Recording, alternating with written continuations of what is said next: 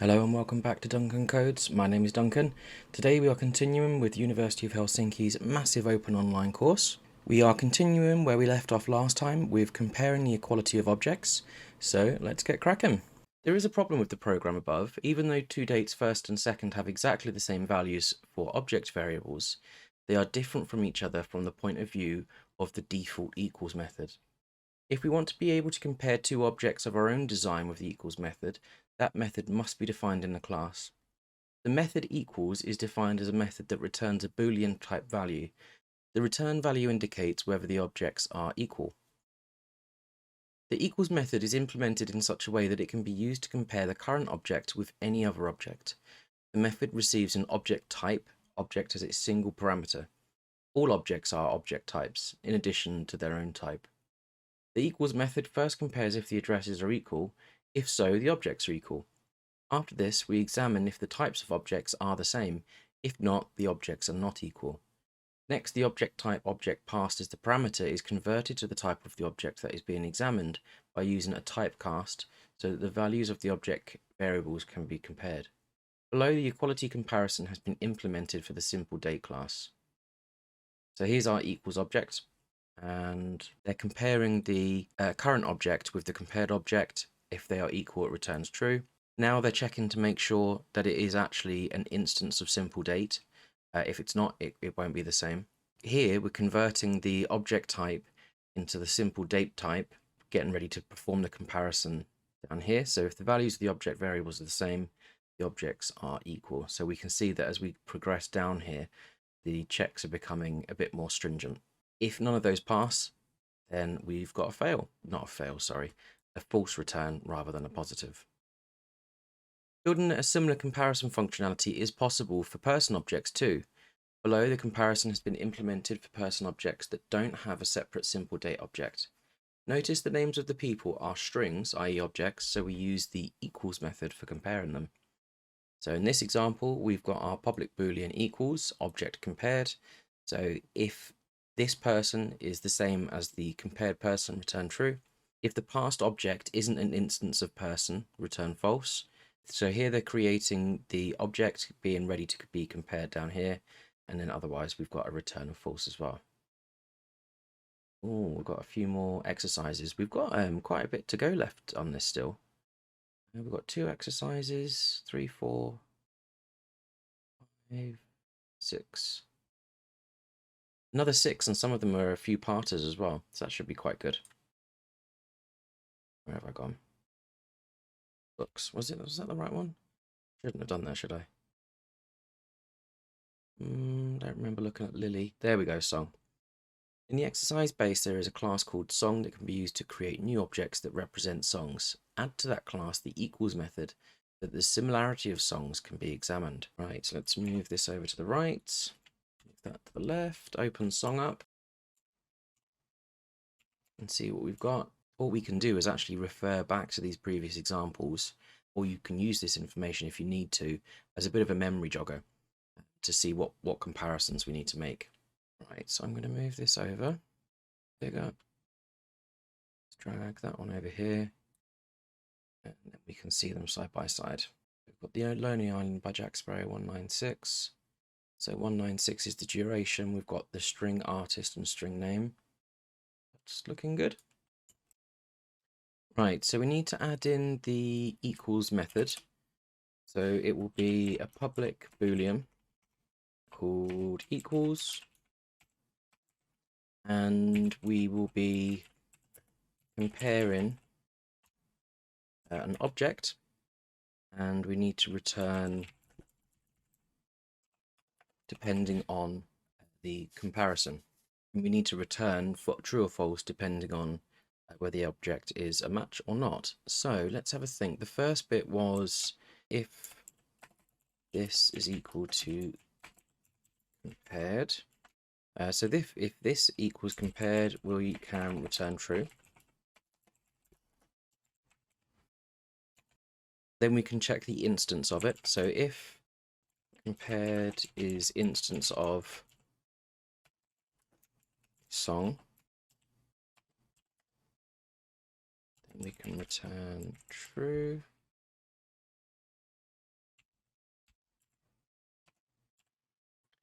see, where have I gone wrong there? Instance, I've spelled instance wrong. There we go. So that'll check to see if it's an instance of the class. And then lastly, what else can we do? So we need to create the object now. So we can say song, comp song for compared song.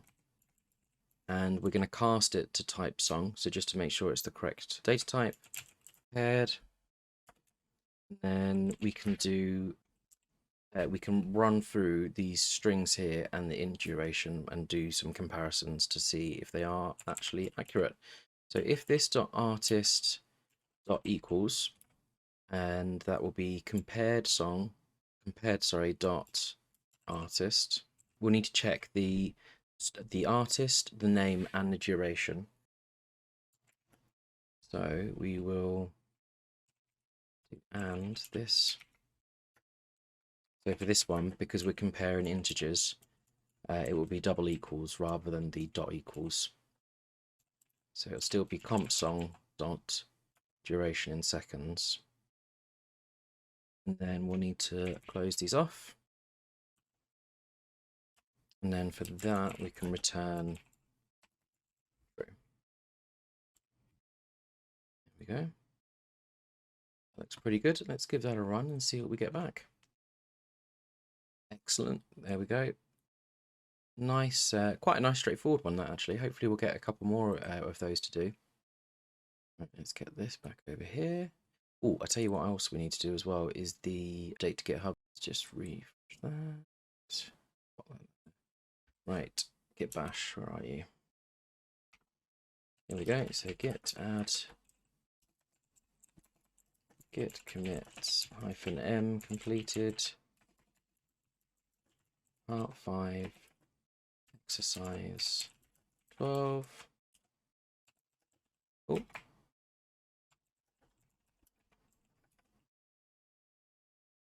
There we go, and we'll send that. There we go. Excellent. So that's all done. Brill. And now what have we got here? So identical twins. In the exercise base, you can find the person class that is linked with a simple date object. Add to the person class the method public boolean equals, which can be used to compare the similarity of people. The comparison should take into account the equality of all variables of a person, birthday included. Recall that you cannot compare two birthday objects with equality signs. There are no tests in the exercise template to check the correctness of the solution. Only return your answer after the comparison works as it should. And below is some code to help test the program. Okay, right. Let's have a look and pinch that just in case it's not already in here. So let's close this and open identical twins. Got a few files here, haven't we? So we've got simple date, person, and main. So let's pop this code in here. I'm going to select it all using Control A and format it using Alt Shift and F. So you can see that's all nicely lined up now. Our person, we've got name, birthday, height, and weight. And then in simple date, we've got simple date there. Excellent. So just as before, we're going to create our public boolean. Public boolean equals, and it will take an object, and we'll call that object compared, like that, and I'm going to set the default to return false.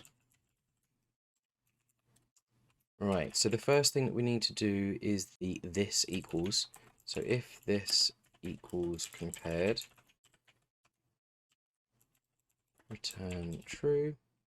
Then it was the instance of comparison. So if compared instance of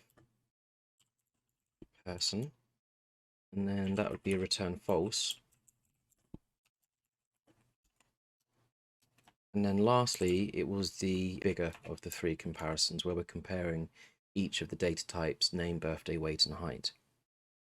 So we can start with this .name.equals, and then it will be, do you know what I forgot to do is create the object. Right, so we can do person comp person equals, and then we'll cast to person, and it won't be object, it'll be compared. There we go. And then so that'll be comp person dot name, and this dot birthday, and that will be dot equals, because it's an object, dot equals comp person dot birthday. Oh, let's put the end on. And what else? Oh, of course, the height. So this dot height equals other person dot height, other person, comp person.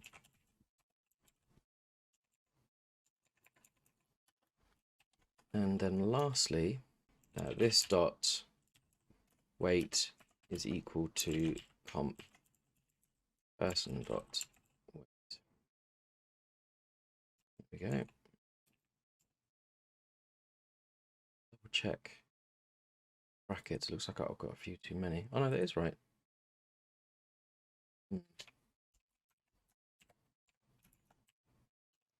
Okay, and then let's open our body sort of text, and then we can return true there. So this one said that we have to check it ourselves, so let's give that a run locally. Let's see what we get back. Okay, nothing printed, that's fine. So simple date, new person here. Why that hasn't run? Let's run it again. Ah, right. So if Leo dot equals Lily, let's just put some else's in. Something went wrong. Give that a run again. Okay, that is fine. So we've got Leo. That's fine. So that shouldn't print out, should it? Because they are totally different. And then if Leo dot equals Leo with differences. Right. So actually that is right, isn't it? Because we put that in there. Don't need that. And then person Leo with differences equals new person. So this is actually different though, isn't it? Because he's got a 10 there. Leo's got a 9 here. So neither of them of these conditionals would print out, because they're waiting for the equality to be true, and Leo doesn't equal Lily. And then this Leo doesn't equal this Leo. So that seems good. Let's give that a send off. Obviously, you can put print statements and things in there. You want to have a test around with that. But that looks good. So let's get our GitHub updated again. So git add git commit completed part 5. Oops, exercise 13. Exercise 13. And we can do a git push u. Okay, that's down. And then the next one is books. So let's get that ready. Where's the... There it is. No, it's not. There we go. What is object? Every class we create and every ready-made Java class inherits the class object, even though it's not specially visible in the program code. This is why an instance of any class can be passed as a parameter to a method that receives an object type variable as its parameter. Inheriting the object can be seen elsewhere too. The toString method exists even if you have not implemented it yourself, just as the equals method does. To illustrate, the following source code compiles successfully. Equal method can be found in the object class inherited by all classes. So what we've got here is a class, and we've got code that creates object of the classes. So we've got Red and Chuck, and here we're printing out the objects of Red and Chuck. So I've actually just set this code up in Apache NetBeans so we can have a look and see what happens when we run the code. I've just commented this out. This is some stuff that we looked at a while ago. So what I've done is set up a new package. In fact, I wonder if it would be a good idea to show you how to do that. Let's delete this. So we've got the errors now because it can't find the bird class. That's fine. We'll sort that out. So what we're going to do on source packages is click new folder. And I'm going to call this one bird. Actually, that should be with a lowercase, shouldn't it? Bird. And then inside the bird package, I'm going to create a new Java class. And we'll call that bird with a capital B. And then all we're going to do is actually just copy and paste the code in. So I'll copy all of that and I will paste it in below the package. There we go. Awesome. So I'll give that a save and head back here. Just delete that line, that import there. So because we're working between packages, we actually need to import the classes that we're using. So if we click Alt and Enter on here, or you can click the yellow light bulb, whichever, it says add import for bird.bird. So the lowercase bird at the front is the package name. So you can see it's lowercase bird. And the second one is the class name, which is this one just here. So if we click on that, you can see we've now got access to bird.bird and our error goes away. And now when we run this code, we get this. So what we've got are the two printouts. So this one is red and this one is Chuck. And we can see that they're ran from the bird package and the bird class.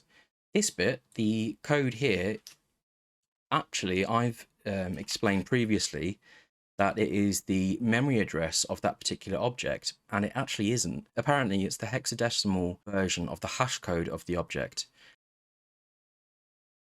Right, so object equality and lists. Let's examine how the equals method is used with lists. Let's assume we have previously described class bird without any equals method. Let's create a list and add a bird to it. After this, we'll check if that bird is contained in it. So in our main, so this is still our bird class here, and this would be put in our sort of main class.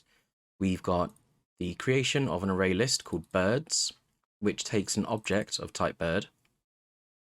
If birds.contains red, system.out, red is on the list, else red is not on the list. Okay, so this is just checking to see if this object is already in the list. So this would presumably say red is not on the list.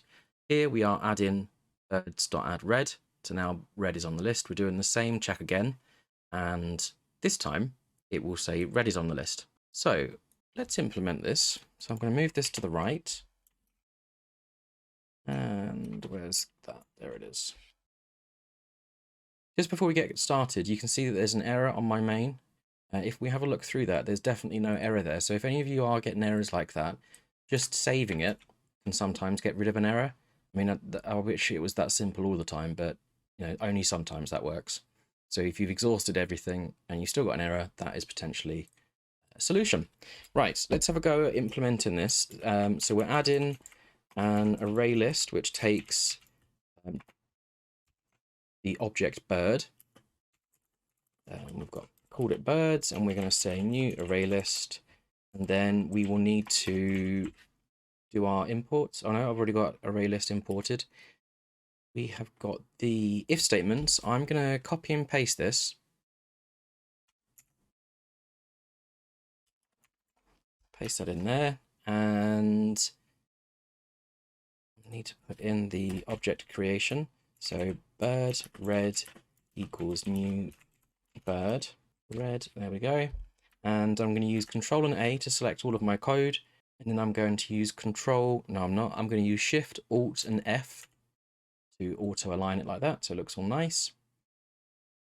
That is a duplicate line because we've got it here on line 20. That's why that's not happy. So let's get rid of that. And then we have the piece of code where we're adding red to the birds list. So it will be birds, which is our list name, dot add, which is the method, and red, which is the bird object. We've got the same if statement block just here as well. So Control A and Alt, Shift, and F to auto align it. We'll leave that bit for now because that actually won't add to the list. And I believe there'll probably be an explanation why just here.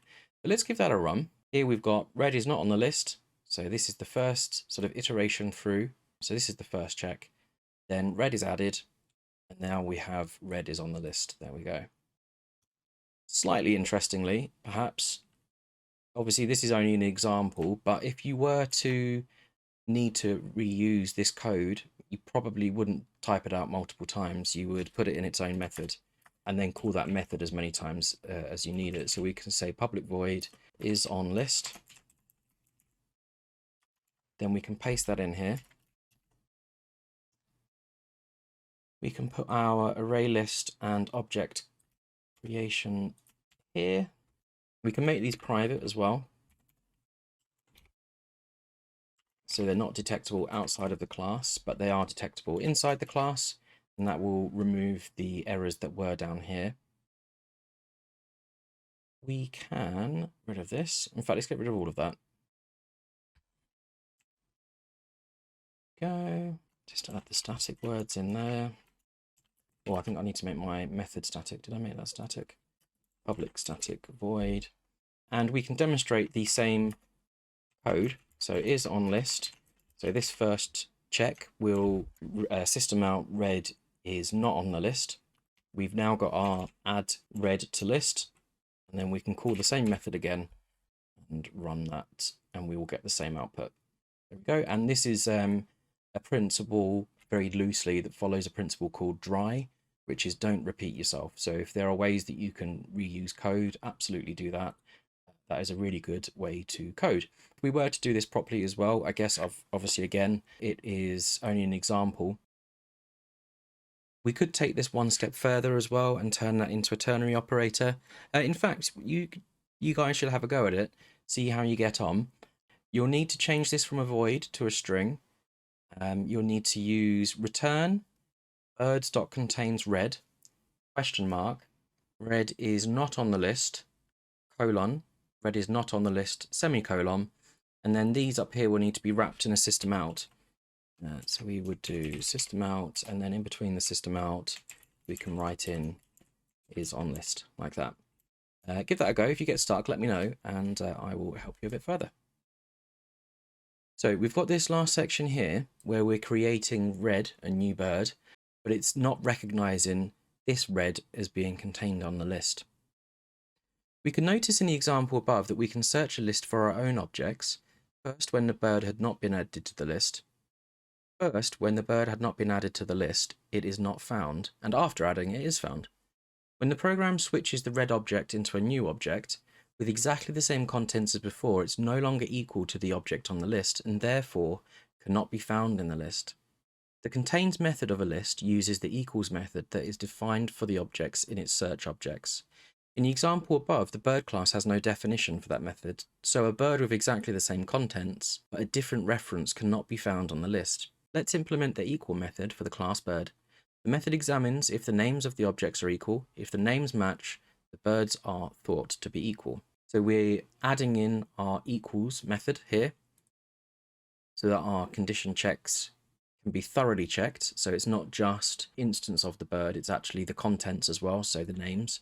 And if the names are correct, then it's assumed that the birds are equal, and we'll get a return of true.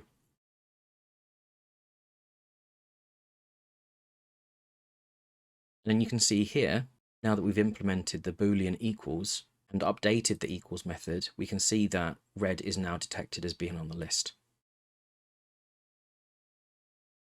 There is a program in the exercise base that asks for books from the user and adds them to a list.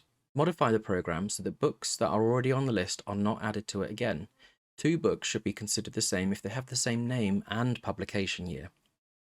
Real. Okay, let's get cracking on that one. I'll move that to the right. There we go. Let's close this down so we can right click and close all. We don't have to close them individually. And let's expand these. So we've got book here and we've got our main. Okay, so this should be quite a nice simple case of just overriding. So this should be quite a nice simple case of creating the Boolean equals method and overriding that to suit our purposes. So we can start by adding in the method signature. So it'll be public Boolean equals. We are going to pass an object and we will call it compared, just like we have done before. And I'm going to put return false in because I believe that was sort of default return from last time, and it also gets rid of that error. So the first comparison is this comparison. So if this is equal to compared, then we can return true. Then we do the instance of. So if compared instance of book. So this one is saying, because we've got the exclamation mark, if it's not an instance of.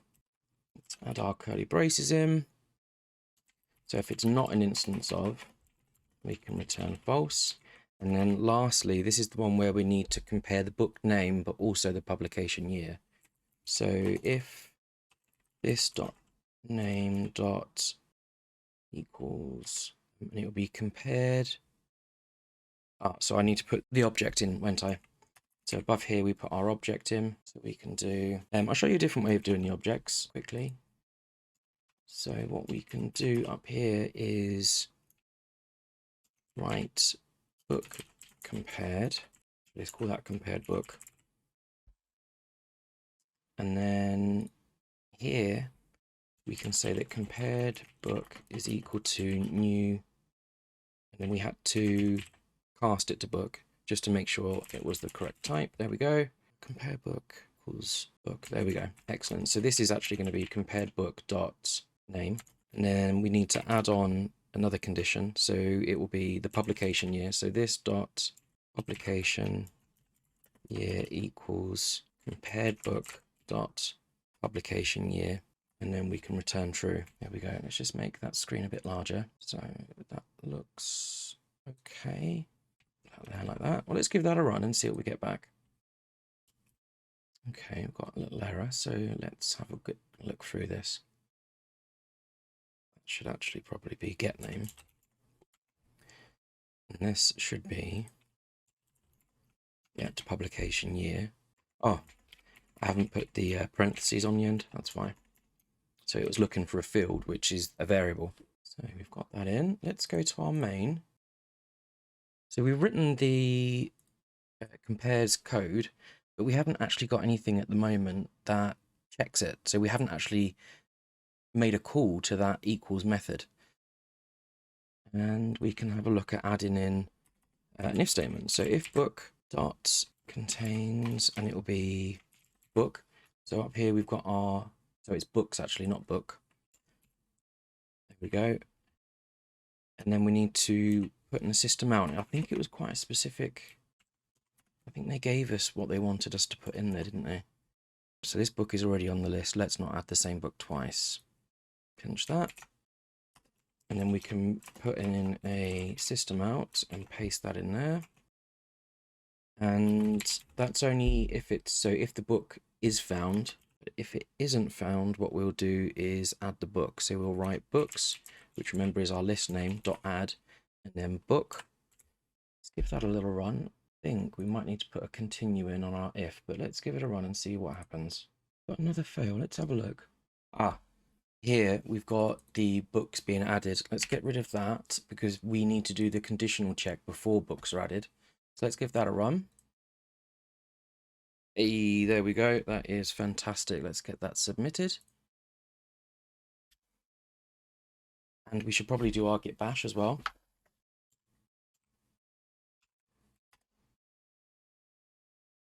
Let's sorting that out. I'll get the folder location.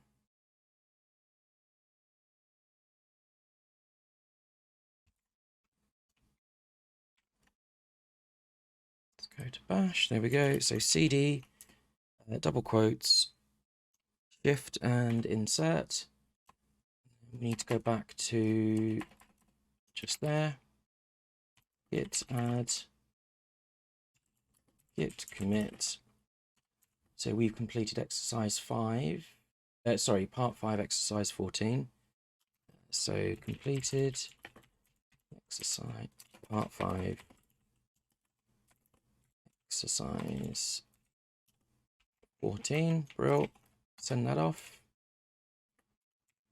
There we are. Excellent. And then let's OK this.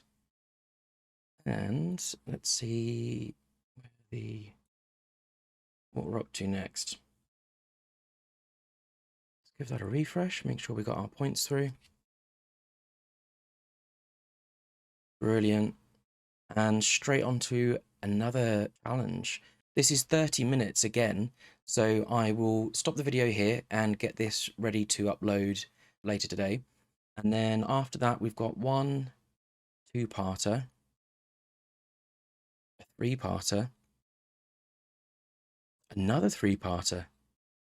Wow, excellent. So we've got we're in a sense 8 challenges left of this section. I will get those sorted as soon as possible.